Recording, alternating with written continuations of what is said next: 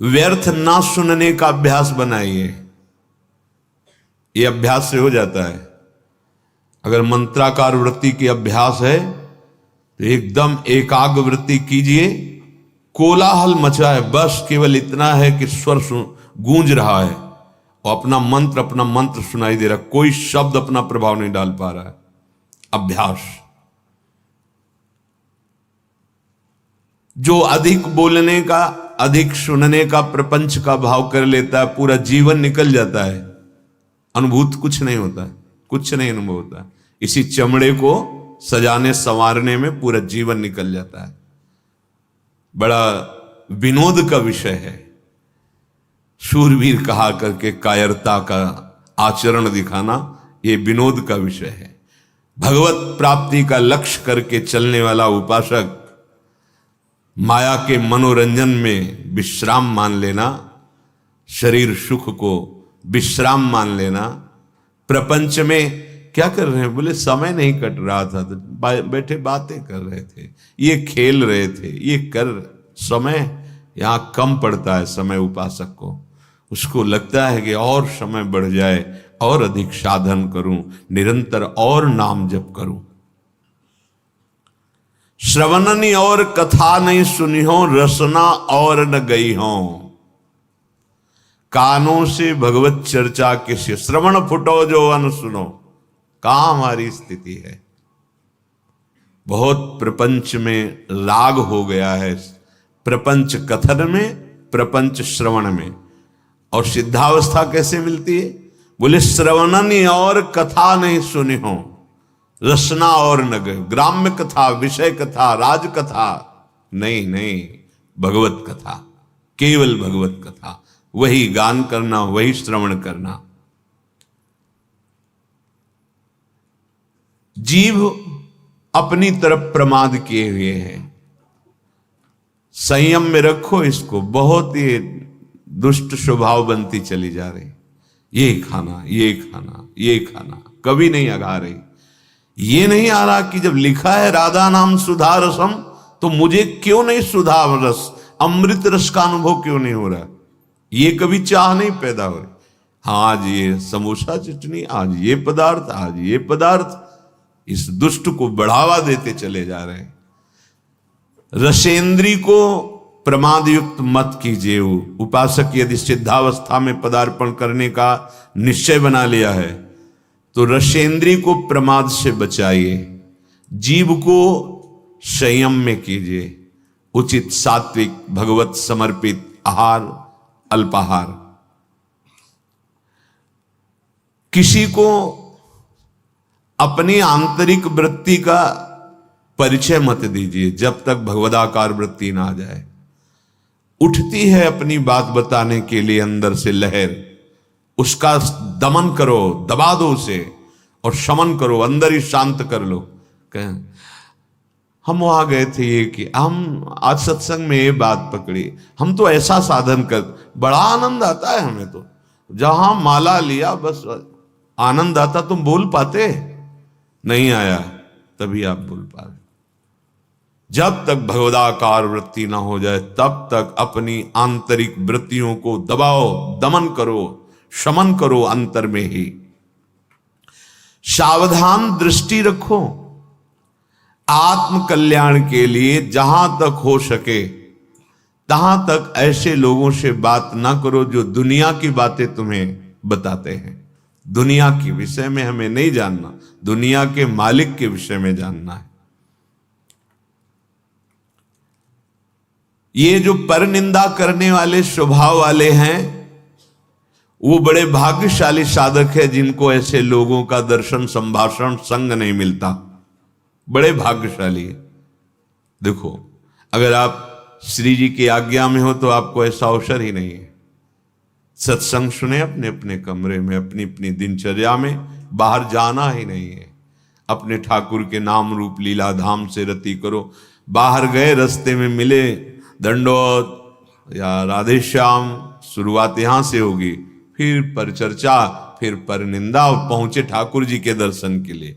वहां से भी पकड़ के कोई दोस्त दर्शन, फिर आए, वही सब मन को गंदा करते। नहीं तो श्री धाम वृंदावन, बहुत जल्दी आनंद का अनुभव हो जाए। विषयासक्त पुरुष जब तुम्हें सम्मान देने लगे तो तुम्हें अंदर अंदर जलन होनी चाहिए और दुर्भाग्य का अनुभव होना चाहिए। देखो सतमार्ग क्या है, सम्मानम कल्याति घोर गर्लम नीचापमानम सुधा श्री राधा मुरलीधरो भज सके वृंदावन माते। सबके चरणों में तृणादपि सुनीचेन, कब बनोगे, कब आएगा, सबके चरणों में। अहो आश्चर्यमयी बात, वो संसार का वेश धारण किए हुए साष्टांग लूटा हुआ है, कितनी अपार श्रद्धा है। और हम श्रद्धा के मार्ग के पथिक होकर के सर भी नहीं झुका सकते। हमको ये गर्व है कि हम विरक्त हैं। काहे से विरक्त है? देहाभिमान से, विषयों से, किससे? वहां उसकी दैन्यता को देखो, वो साष्टांग लूटा हुआ पड़ा है। केवल आपको इस भाव से ये भगवान के दास हैं, तो आप अपने भगवान को नहीं पहचान पा रहे। उस रूप में कोटिशाह उनके चरणों में दंडवत है। कहीं छू न जाए किसी का प्रणाम, नमस्कार, वंदना, स्तुति, ये कहीं हमारे हृदय को स्पर्श न कर ले, नहीं तो मलिन कर देगी पक्का। विषयासक्त पुरुष द्वारा किया हुआ सम्मान यदि स्वीकार करते हो तो तुम्हारा दुर्भाग्य है। हां, अगर कोई साधु कहता है भगवत मार्ग का कि अहोभाग्य तुम्हारे, बहुत सही, चलो आगे, तो हृदय में आनंदित होना चाहिए कि प्रमाण मिल रहा है कि मार्ग सही है, संत वचन मिल रहे हैं। विषयासक्त पुरुष जब सम्मान देता है और उपासक उसी को बटोरना शुरू कर देता है और सौभाग्य मानने लगता है, तो उसके जीवन से भगवान का महत्व खत्म हो जाता है। जो सत्संग से बना महत्व खत्म, देहाभिमान फिर वही जागृत हो गया, अपना महत्व। गान भले उनका करे, महत्व अपना स्थापित करेगा, नहीं तो चौथी भगत मम गुणगन करे कपट तज गान। केवल भगवत चर्चा मात्र से भगवत प्राप्ति, भगवत चर्चा श्रवण मात्र से भगवत प्राप्ति। कितने ऐसे उदाहरण हैं महापुरुषों के चरित्रों में। जो उपासक निकम्मा पड़ा रहना अपने को समझता है साधना, नहीं, सिद्धों वाले आचरण नहीं करना। उनकी भगवदाकार वृत्ति है। वो खड़े हैं या पड़े हैं, चल रहे हैं या खा पी रहे हैं, या विषयी पुरुषों के बीच में भी बैठे, कोई फर्क नहीं पड़ता। कर्माणि श्रुति बोधितानि नितराम कुर्वन्तु मां गूढ़ाश्चर्य रसास्रगादि विषयान ग्रहणन्तु मुंचन्तु वा। जिस समय वो बहिर्मुख पुरुषों के पास बैठे हैं, उस समय वो भगवदानंद में डूबे हुए, एक एक वृत्ति भगवदाकार है। आप उनका अनुकरण न करें, उनके वचनों का अनुकरण करें, जो उनके वचन कह रहे हैं। जो ये समझता है कि अकेला में बस पड़े रहना, मांग के खा लिया, तो काम, क्रोध, लोभ, मोह, मद, मत्सर, ये ऐसे नहीं जीते जाते हैं। जीवन में उपासक के हृदय में आराम की तो कोई वृत्ति ही नहीं रह जाती। श्यामा श्याम नहीं मिले तो आराम कैसा? राम नहीं तो आराम कहां? नहीं, तब तक विश्राम। अरे ये बड़ा भारी युद्ध है, बड़े विपक्ष जोरदार हैं, इनको परास्त करना है। ऐसे नहीं कि कमरा ले लिया, पड़े हैं, खा रहे हैं, पी रहे हैं। केवल पड़े भी नहीं रह सकते ना तुम, क्योंकि एक क्षण बिना कर्म किए नहीं रह सकते। शरीर से पड़े हो, लेकिन अंदर की विकारग्रस्त वृत्तियां तुम्हें चैन लेने देंगी, तुमसे ऐसे असाधन करा देंगी, वो व्यर्थ जीवन हो जाएगा। इसलिए सदैव भगवत कार्यों में इस शरीर को खूब लगाए रखो। भगवत कार्यों में, जो ये सब भगवत कार्य हैं। अगर आप गृहस्थ में तो सब भगवत कार्य, विरक्त में तो प्रगट के भगवत कार्यों में प्रभु की सेवा संपादन करने के लिए पूरे शरीर की ताकत लगा दो। इसमें प्रमाद स्थिति नहीं। हम केवल भजन को समझते, एकांत बैठे तो भजन हो रहा है। अब देखो क्या हो रहा है, अंदर मनन करके देखो। अब जब हम श्रृंगार करते हैं तो देखो मन बुद्धि पूरा लगेगा, नहीं तो श्रृंगार बिगड़ जाएगा। जरा भी मन हटा तो श्रृंगार परिचय बताने लगता है प्रभु के श्री अंगों का, कि आज एकाग्रता पूर्वक प्रियता के भाव से नहीं किया गया है। जरा सी वृत्ति बाहर चली जाए तो आपका श्रृंगार बिगड़ जाएगा। पहले मनन होता है, आज ऐसे फूल बंगला बनाएंगे, आज ऐसी पोशाक होगी, आज ऐसी नथ होगी, ये मानसिक हो रहा है। फिर प्रगट में उसमें तन्मयता पूर्वक हो रहा है। परम सिद्ध वर्तमान में भगवदानंद की अनुभूति करने का बहुत प्रबल साधन मिल गया, और यही सिद्धावस्था का अनुभव करा देगा कि जो कर रहे हो ये परम सिद्ध वस्तु है। इसलिए उपासक भगवत प्राप्ति के लिए ये 4 बातें जीवन में बहुत ध्यान पूर्वक, पहला निरंतर नाम जप, दूसरा सत्संग। सत्संग बहुत बड़ी प्रेरणा देता है हमें भगवत प्राप्ति की। असत आचरणों की त्यागने की सामर्थ्य सत्संग से मिलती है। और तीसरा शास्त्रों का स्वाध्याय अनिवार्य है। और चौथा भगवत सेवा। इससे पूर्णता की प्राप्ति हो जाएगी, अर्थात आपकी स्वीकृति हो जाएगी,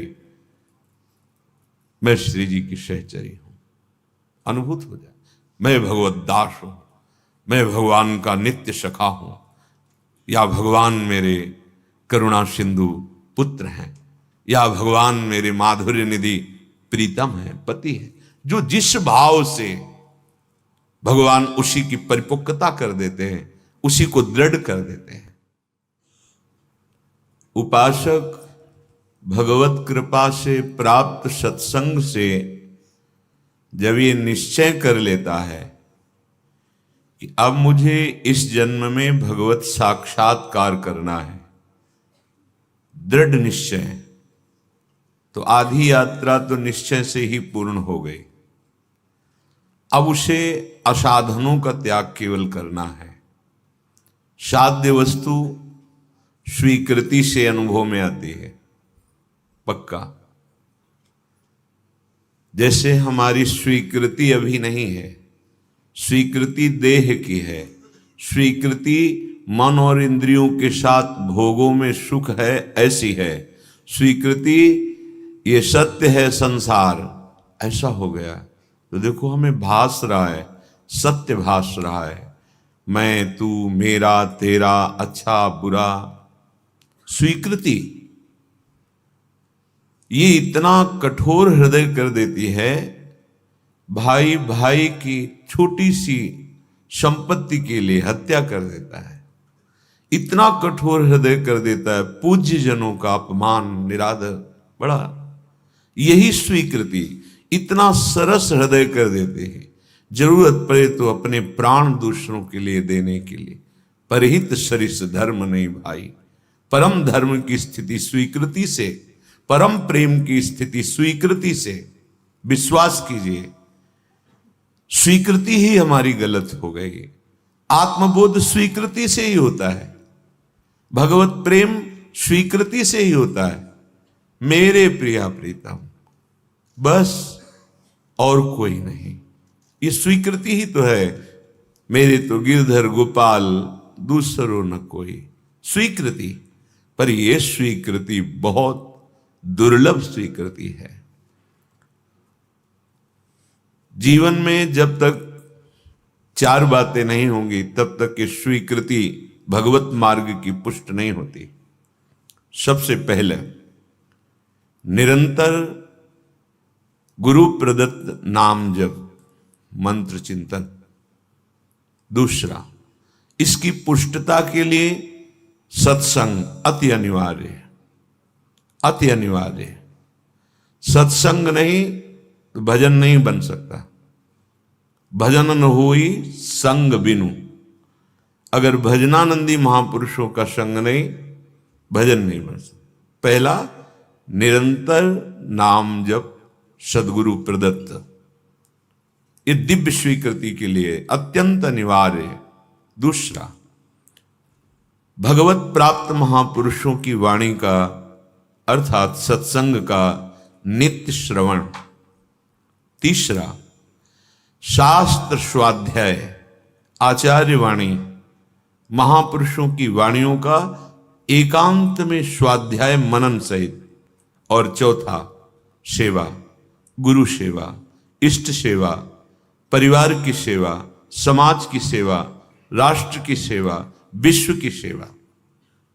ये चार ऐसी महामहिमामयी साधन वृत्ति है जिससे ऐसी दिव्य स्वीकृति होगी कि असाधन अपने आप मिट जाएगा और दिव्य साधन संपत्ति प्रकाशित हो जाएगी। पहला, गुरु प्रदत्त नाम मंत्र अभ्यास निरंतर का। दूसरा, महत्पुरुषों का संग सत्संग। तीसरा, अध्यात्म वृत्ति को पुष्ट करने वाले महापुरुषों की वाणी, शास्त्रों का स्वाध्याय नियमित रूप से। और चौथा, सेवा। ये आपकी स्वीकृति को बदल देंगे। स्वीकृति ही भगवत प्राप्ति है। आप सच्ची बात समझ लो, ये मनन की हुई बात कह रहे हैं। जहां स्वीकृति हुई स्योहम सोहमस्मि अहम ब्रह्मास्मि, वो ब्रह्मबोध की तरफ पहुंच रहा है। स्वीकृति हो गई मैं स्त्री मैं पुरुष, मैं कर्ता मैं भोक्ता, तो दुर्गति की तरफ बढ़ रहा है। सारा खेल स्वीकृति का। बड़ी महिमा इस स्वीकृति की है, पर यह स्वीकृति बड़ी दुर्लभ है जो असत स्वीकृति को मिटाकर सत्य में स्थित कर दे। यही स्वीकृति, तभी कहते भगवत प्राप्ति बहुत सरल है, बस ये स्वीकृति नहीं होती। लाख उपाय करो, बार बार यही बना रहता है, मैं पुरुष हूं, मैं स्त्री हूं, मैं ये भोगा, मैं ये भोगूंगा, मैंने ये किया, मैं ये करूंगा, मेरे पास ये है, अब मैं ये प्राप्त कर लूंगा, बस लोकवत। इसी स्वीकृति से हमारी दुर्दशा हो गई। कैसे लोक में हाहाकार मचाए है, माया तांडव किए हैं। राग द्वेष ईर्ष्या मत्सरता लोभ मोह काम क्रोध नष्ट किए हुए, और उससे वो सुख समझ रहे हैं। माया के दासत्व से मुक्त होना ही नहीं चाहते, स्वीकृति बदलना ही नहीं चाहते। ऐसा प्रभाव कुमति का छा गया है कि सुमति द्वारा स्वीकृति करने की हिम्मत नहीं पड़ रही। मैं प्रभु का हूं और इस जन्म में सिर्फ मुझे प्रभु को प्राप्त करना है, दिव्यानंद की अनुभूति करनी है, स्वीकृति ही नहीं हो रही। गरज रहा है श्रीधाम वृंदावन पावन करने के लिए, गरज रहा है राधा नाम कैसा भी महापतित हो। निकुंज विहारिणी श्यामाजू का ये नाम समस्त पापों का नाश करके हृदय में प्रेम प्रकाशित कर देता है। श्रीपाद कह रहे हैं, श्रीधाम वृंदावन को सुना था, यहां आया तो मेरा मन ही चुरा लिया गया। मुझे पता है किसने चुराया है, किशोरी जी ने। कह रहे वृंदावन गहन वने राधे ममहारितम मनोरत्नम लब्धम त्वयैव नूनम स्मित मधुरम देहि दासोस्मि। बड़ा गहन वन है वृंदावन। जब यहां आया तो मेरा मन रूपी रत्न चुरा लिया गया। उनका मन रत्न है, अपना तो अभी कूड़ा करकट समेटे हुए। इसे रत्न बनाना होगा।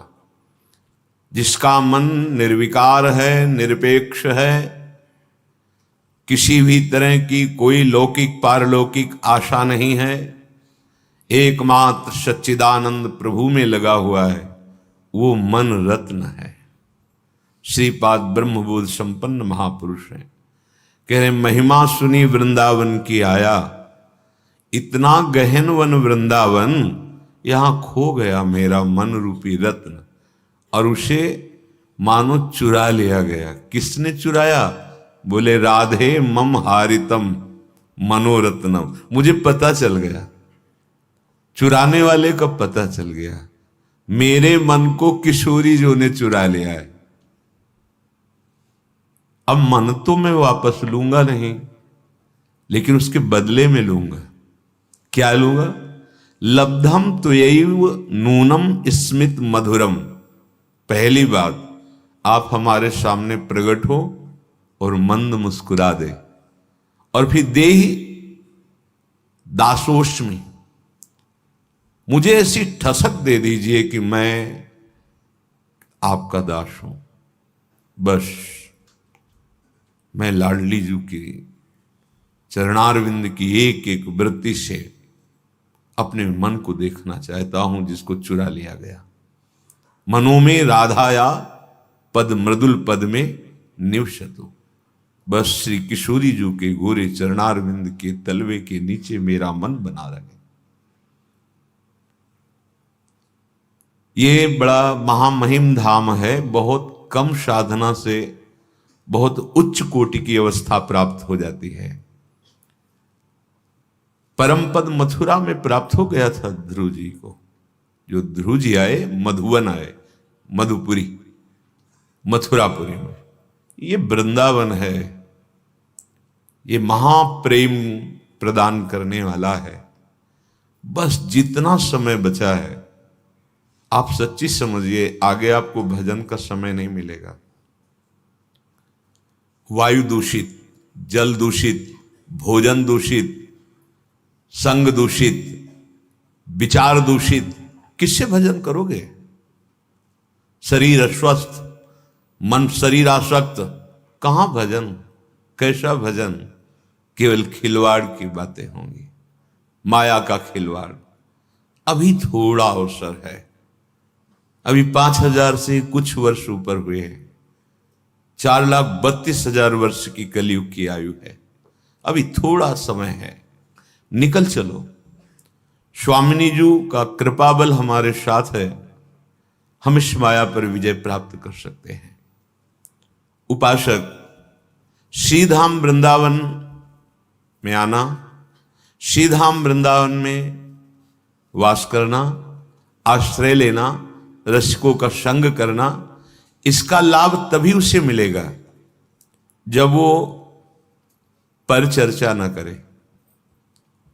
बहुत ध्यान से सुनिएगा।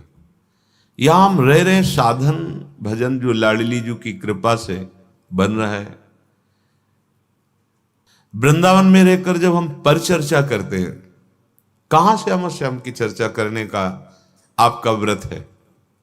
बोलेंगे वाणी से तो केवल आराध्य देव के विषय में बोलेंगे, नहीं तो मौन भगवत चर्चा। मौन भगवत चर्चा, यही हमारी वाणी का विषय। बहुत जल्दी लाभ मिल जाएगा। श्रीधाम है, महामहिम, महामहिम भक्ति। यहां प्रेम लक्षणा भक्ति वर्ण करने के लिए बाहु फैलाए हुए यहां गलियों में डोलती है। ये वृंदावन है। मोक्ष यहां वर्ण करने के लिए व्याकुल डोलता है। महिमा जो रसिक महापुरुषों ने वाणियों में गाई, हम क्यों लाभ नहीं ले पा रहे? बोले उसका कारण है परिचर्चा और प्रमाद। प्रमाद, न करने योग्य काम को करना और करने योग्य कार्य को न करना, इसे प्रमाद कहते हैं। परिचर्चा, दूसरों की विषय की गुण दोषमयी वार्ता करना। परदोष दर्शन, परिचर्चा, परनिंदा, कथन, श्रवण, यही हमारे भजन के प्रभाव को क्षीण कर रही। फिर वही बात आ गई, चलनी में गैया दुहे और दोष दैव को दे। गाय बढ़िया है, दूध भी दे रही, पर चलनी में दूर है तो एक चुल्लू भी पीने को नहीं मिल रहा। धाम महामहिम है, उपासना बड़ी रसमयी, और एक बूंद रस का हमारे हृदय में स्फुरण नहीं हो रहा। क्यों? क्योंकि परिचर्चा और प्रमाद। बैठा लो मन में इस बात को। रसना कटो जो अन रटो। क्यों नहीं आप आचार्य चरण की बातें स्वीकार की जा रही? महापुरुषों की व्यर्थ वार्ता क्यों? हम प्राय देखते हैं, बिल्कुल इतनी पीड़ा नहीं कि मेरे कितने मिनट व्यर्थ जा रहे हैं। कभी कभी एक झुलझुलाहट होनी चाहिए, आपको एक जलन होनी चाहिए कि इतना मिनट हम इससे व्यर्थ की वार्ता करते रहे। और वो वार्ता में गुण दोष जरूर आ जाएंगे, किसी की गुण चर्चा और किसी की दोष चर्चा। उपासक दोनों नहीं करता। तात सुनहु मायाकृत गुण और दोष अनेक। अनेक गुण या उभय न देखी, देखी सो विवेक। सच्चा गुण यह है कि न गुण देखना है न दोष देखना है। भगवत भाव से सबसे देख के उदासीन, अपने उपासना में लगे रहना। जिसमें ये दो बातें बनी रहती हैं, उसमें तीसरी बात घमंड प्रकट हो जाती है, अपने में बड़ेपन का, मैं बड़ा हूं। तो उसका परिणाम भय, विषाद, शोक आ जाता है। वृंदावन में रहते हुए चिंता, भय, शोक, विषाद, या वृंदावन का आश्रय, वृंदावनेश्वरी का आश्रय, और आपके अंदर भय, चिंता, शोक, विषाद। ध्यान दीजिए, फिर ध्यान दीजिए, वृंदावन महामहिम है। अगर मोक्ष चाहिए तो घर घर भटकत मुक्ति बावरी, स्वीकार कर ले कोई। और प्रेम लक्षणा भक्ति तो यहां बाहु पसारे हुए हृदय से आलिंगन करने के लिए तैयार, अर्थात तुम्हारे हृदय में प्रेम लक्षणा भक्ति आने के लिए आतुर है, क्योंकि तुमने धाम का आश्रय वास स्वीकार किया है। पर क्यों नहीं हो रहा? बोले पर चर्चा, पर गुण, पर दोष वर्णन, ये उपासक के लिए बहुत हानिकारक है। और प्रमाद, ना करने योग्य कार्य करना और करने योग्य कार्य में प्रमाद, ये प्रमाद। अगर हमारे अंदर ये दो दोष यहां बढ़ गए तो तीसरा, अपने में बड़प्पन का, सम्मान पाने की चाह, अपने में गुणाभिमान, देहाभिमान बढ़ जाएगा। परिणाम भय, विषाद, शोक, चिंता, ये उसके हृदय में आ जाएगी। जहां थोड़ी साधन वृत्ति बढ़ी तो उपदेशक बन जाता है उपासक। ये महापुरुषों के वचन है। उपदेशक तब तक बनने की आवश्यकता नहीं जब तक तुम षड विकार पर विजय प्राप्त करके भगवत साक्षात्कार न कर लो, तब तक उपदेशक बनने का अधिकार नहीं है। जिस वस्तु का स्वाद नहीं चखा उसको बोलने का अधिकार कैसे प्राप्त हो गया?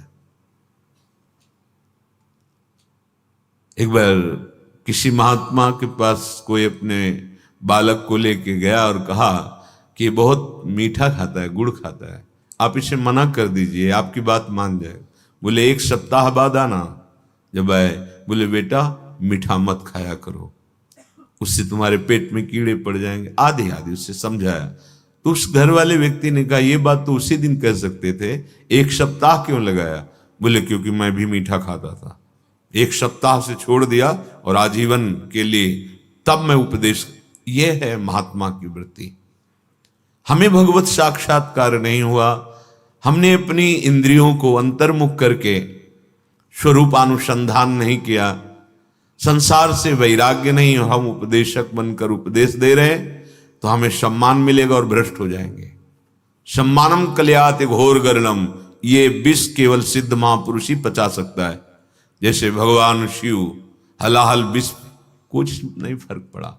ऐसे ही जो शिव स्वरूप हो गया है, भगवत स्वरूप हो गया है, वो जो साधक अभी कोई स्थिति नहीं और उपदेशक बन जाता है, तो ये उपदेशक की भावना बड़ी उसको निंदनीय स्थिति में गिरा देती है। महापुरुषों के वचन खोखला कर देती है अंदर से। सम्मान, विषय, प्रियता सब घेर लेते हैं। आज लड़ने की सामर्थ्य है नहीं, क्योंकि वो स्थिति नहीं आई, भूमिका नहीं आई, वो फिर अंदर ही अंदर वो खोखला हो जाता है। उपदेशक अपने को दूसरों का कल्याण करने वाला समझ बैठता है, और जो भगवत प्राप्त वो बोधयंता परस्परम कथयंति च माम नित्यम तुष्यंति च रमंति च, ये भगवद आदेश का पालन हो रहा है। स्वांतः सुखाय तुलसी रघुनाथ गाथा। जगत का मंगल नहीं, जगत तो जगदीश स्वरूप उनको अनुभव में आता है। मेरे भगवान इस रूपों में बैठ करके प्रश्न उत्तर करते हैं, मेरे भगवान भगवत चर्चा करने का अवसर देते हैं। बोधयंता परस्परम, परस्पर भगवत चर्चा, उसी में तुष्ट होना, उसी में रमण करना, ये स्वभाव होता है। आशा बसन व्यसन ये आते नहीं, रघुपति चरित होए ता सुनहि। सनक सनंदन सनातन सनत कुमार, इन चारों कुमारों का स्वभाव है, एक चर्चा करने लगेंगे 3 श्रोता बन जाएंगे। भगवान शिव चर्चा कर रहे हैं, अंबाजी श्रोता बनी, यहां उपदेशक की वृत्ति नहीं है, यहां स्वांता सुखाय है। जो वाणी द्वारा तुमने बोला वो तुम्हारे हृदय में है, तुम्हारे आचरण में है नहीं, तो दंभ कहा जाएगा। इसी को दंभ कहा जाता है। इसलिए उपासक जब तक अनुभव न हो जाए तब तक वाणी खोले नहीं। फिर जब खोलेगा तो लाखों की हृदय ग्रंथि को खोल देगा वो, क्योंकि वो सामर्थ्य उसकी वाणी में जागृत हो जाती है। उपदेशक अगर उस भूमिका को प्राप्त नहीं है तो उसके अंदर ज्ञानाभिमान जागृत हो जाता है और सामने वो लघु समझने लगता है, फिर वो भ्रष्ट हो जाता है। सामने लघु नहीं देखना, सामने आराध्य देव देखना है।